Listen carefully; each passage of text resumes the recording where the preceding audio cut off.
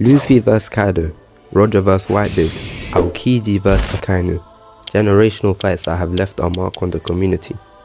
The world's strongest swordsman versus the one who will surpass him. To understand the significance of this fight, we need to go back. Zoro was a talented swordsman. He had unmatched ambition to become the world's strongest. Kuina was the one who was superior to Zoro. He lost 2,000 times and failed to win once against her. But there was a problem. Kuina was a girl. When girls became older, they became weaker than boys. This statement was what she believed would hold her back, with even her father stating girls can't become master swordsmen. Zoro completely disagrees and they both promise that one of them will become the greatest swordsman. Coincidentally, she fell down the stairs the next day, leaving Zoro carrying the burden of the promise he made to Kuina, to become the pinnacle of swordsmanship. He's entrusted with her sword and vows to become a swordsman that name will reach the heavens. The sword is none other than the Wado Ichimonji, the sword that has always remained by his side. All of Zoro's swords, such as Enma and Shusui, they have either broke down or been replaced. Other than the Ichimonji, the unbreakable will of Zoro to become the greatest is also the unbreakable will of this sword. Entrusted by Kuina and a memento of his goal, this flashback does a perfect job of showing us Zoro's motives and reasons for his goals. It isn't a complex backstory such as Sanji's or Law's, but I think this is perfect for Zoro. Fast forward to chapter 50 and we are introduced to his goal, the world's strongest swordsman dracule Mihawk. Mihawk beats him with a butter knife and with no difficulty. However, he refuses to retreat as this would destroy his goal, and in Mihawk's respects as he uses Yoru to finish him off. After countless fights, Zoro is getting closer to his goal, as Mihawk now waits for the day Zoro will surpass him. However, if anything, the more the story goes on, the larger that gap becomes. Some people believe Zoro actually beats Mihawk, which is just wrong on many levels. Chapter 1079 was when One Piece power scaling went out of the window. Up until that point, I thought Kaido and Luffy were above Mihawk and Shanks. But Shanks went on to one-shot Useless Kid. Let me break down how crazy that is. So the fact is a hybrid Kaido using advanced Conqueror's Haki hit Law during the raid. Law was down for a bit but he was fine. In this state he was able to take down an Emperor of the Sea in Big Mom with Kid. In other words, Kaido's attack wasn't strong enough to stop even Law from fighting. He was clowning on the supernova and taking them unseriously. However, Shanks treats them like the threats they are. He used Future Sight to see the damage Kid would have done with his railgun and proceeds to immediately one-shot him. That is the difference in level between Shanks and Kaido / Big Mom. Shanks literally stopped Kaido from going to Marineford. Obviously we need context, but in my opinion Shanks over Kaido should be common knowledge at this point.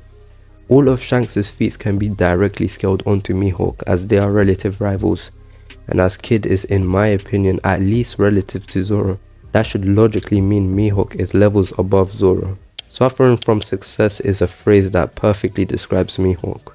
Someone who is lonely at the top. Being the world's strongest has left him lonely, hunting down fodder like Don Creek for fun and becoming a warlord so he can live in peace. The only person who gave him a challenge, Shanks, lost his arm, and out of respect he refuses to fight him, even though Shanks hasn't become weaker since.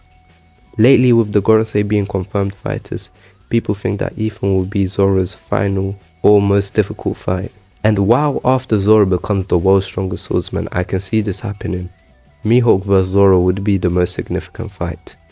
This fight has been built up to be Zoro's end goal for damn near 1,000 chapters. It would be an extreme throw in One Piece if Oda suddenly decided that Mihawk isn't the world's strongest swordsman, and he had to beat Ethan in order to obtain the title. People don't seem to respect Mihawk as Zoro's most important opponent because of the recency bias of the Gorosei and the fact that we haven't seen Mihawk fight since Marineford, and it shows they weren't even that good.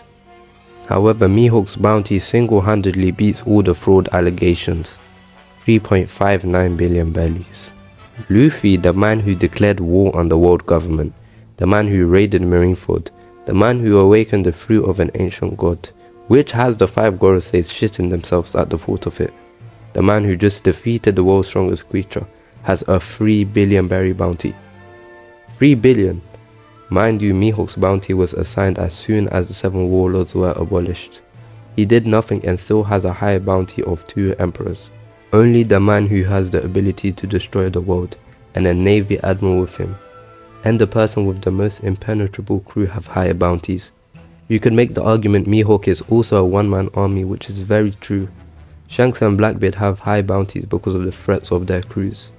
A former navy admiral and commander stated to be relative to an emperor are threats in their own right. Also, Shanks's and Mihawk's duels were called legendary by Whitebeard. The whole Grand Line was affected by 2 people. The world's strongest man, the rival to the Pirate King, the man closest to the One Piece, the most feared and legendary pirate of the new era, said that Mihawk and Shanks's fights were legendary.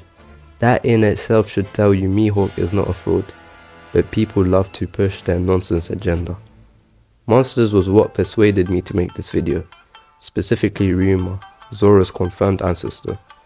Ryuma and Mihawk are the only 2 people in recorded history to have a black blade. Not Shanks, not Roger, not Whitebeard, only these 2. These 2 also have many parallels. Ryuma was a one-man army, having to protect Wano single-handedly from the world government. This is because Wano was called the Land of Gold around those times, and had a lot of resources the government wanted. He's called the Sword God even up to this day from his feats.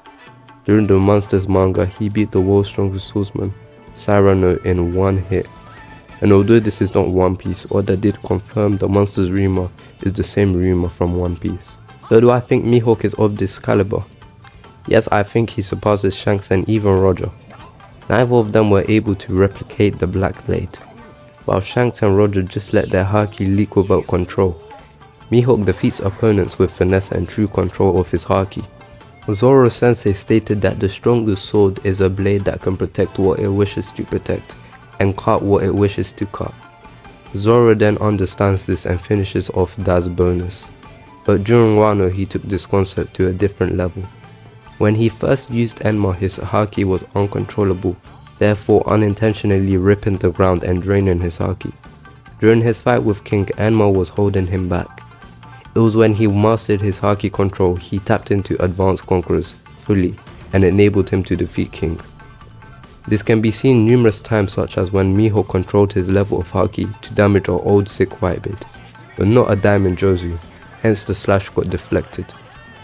Mihawk and Zoro come from polar worlds, Zoro constantly struggling and losing in order to become the world's strongest swordsman, even as far back as when he used to lose continuously against Kuina, whereas Mihawk is the pinnacle of swordsmanship, sits at the top of the world lonely, waiting for someone in Roronoa to surpass him.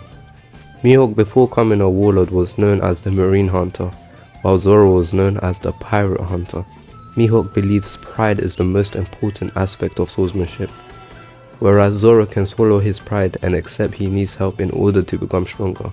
And he did just that to Mihawk during the time skip. Not to mention the exact eye color and pattern Emo and Mihawk share. The anime changed his eye color for some reason, but this would be a generational fight, and hopefully this video convinced you. But yeah, check these videos out.